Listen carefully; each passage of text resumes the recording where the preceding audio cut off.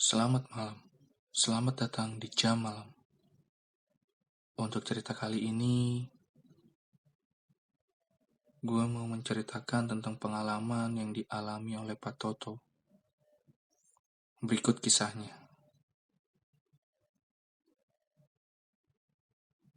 Jadi, malam itu sekitar jam 12 malam, gue berencana untuk pergi ke Jakarta dari Depok. Tapi, baru sampai di sekitaran Lenteng Agung, gue udah merasa ngantuk dan gue putuskan untuk berhenti di SPBU terdekat.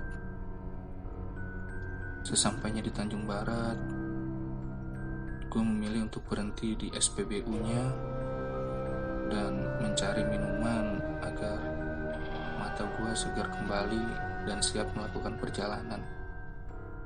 Setelah membeli minuman, gue sekaligus ke kamar mandi agar tidak berhenti-berhenti lagi jika nanti melanjutkan perjalanan. Setelah keluar dari kamar mandi, gue coba beristirahat dulu dan mengobrol dengan penjaga kamar mandi tersebut. Setelah mengobrol cukup lama, akhirnya gue tahu penjaga kamar mandi itu bernama Pak Toto.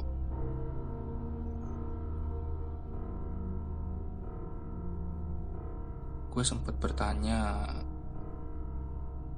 Pak Toto sudah lama bekerja di sini? Dia menjawab, sudah sekitar 3 tahun terakhir dia sudah bekerja di sini sebagai penjaga, sekaligus tukang bersih-bersih di sana. Kemudian setelah itu gue menanyakan lagi, apa Bapak tidak ketakutan jaga sendiri di sini? Kemudian Pak Toto menjawab kalau untuk pertama kalinya dia sempat ketakutan karena banyak yang mengganggu. Di situ gue penasaran dan coba menanyakan lagi, seperti apa gangguan yang dialami oleh Pak Toto.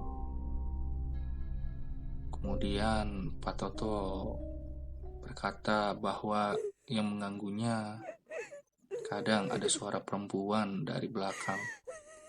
Karena menurut Pak Toto dulunya itu kebun dan tidak pernah terjamah oleh manusia. Baru setelah SPBU ini didirikan, akhirnya tempat itu terjamah oleh manusia. Setelah itu gue bertanya lagi, apakah dia menampakkan wajahnya atau tidak? Pak Toto hanya bilang, tidak, hanya suara aja yang terdengar. Selain itu, kadang ada suara orang berjalan. Dan suara itu nyaris membuat Pak Toto ketakutan. Kemudian gue bertanya lagi, apa hanya itu kejadian menakutkan? Pak Toto berkata, tidak. Selain itu, kadang juga seperti ada suara tentara yang keliling setiap jam 12 malam ke atas. Dia tidak menampakkan wujudnya, hanya suara kaki yang terdengar banyak dan dekat. Kemudian setelah itu gue menanyakan kenapa kamar mandi di dalam sana tidak digunakan, padahal menurut gue lebih nyaman di dalam. Kemudian Pak Toto berkata kamar mandi itu rusak. Dulu pernah tukang ojek online, karena saking buru-burunya dia masuk ke kamar mandi itu, padahal sudah ada tulisan kamar mandi tidak bisa digunakan. Dia memaksa untuk masuk ke sana. Di dalam sana, yang dia ceritakan, dia berkata seperti ada yang memperhatikannya. Tidak hanya itu, dia juga berkata seperti ada orang yang menunggunya di depan pintu, yang berjalan seliweran. Kemudian dia juga berkata di situ dia mulai panik dan buru-buru karena saking takutnya dia lupa untuk membersihkan toilet tersebut.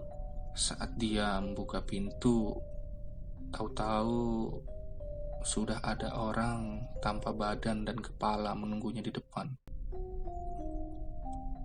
Kemudian saat itu juga dia lari ke depan dan pingsan di depan pintu minimarket tersebut.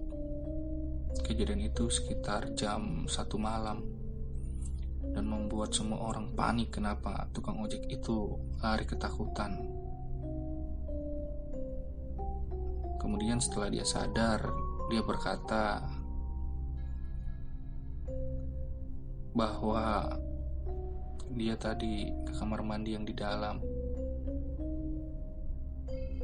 Dia diganggu oleh makhluk halus yang membuat dia lari panik ke depan dan akhirnya pingsan itu saat dia melihat wujud tanpa badan dan kepala yang menunggunya di depan pintu, membuat dia semakin panik. Kemudian lari terbirit-birit ke depan dan akhirnya pingsan. Ketika Pak Toto bercerita tentang tukang ojek online tersebut, gue ketakutan dan langsung memutuskan untuk segera meninggalkan SPBU tersebut, karena semakin banyak Pak Toto bercerita tentang keanehan di sana membuat gue semakin tidak berani untuk melanjutkan perjalanan. Akhirnya gue menyudahi pembicaraan gue dengan Pak Toto dan melanjutkan perjalanan ke Jakarta.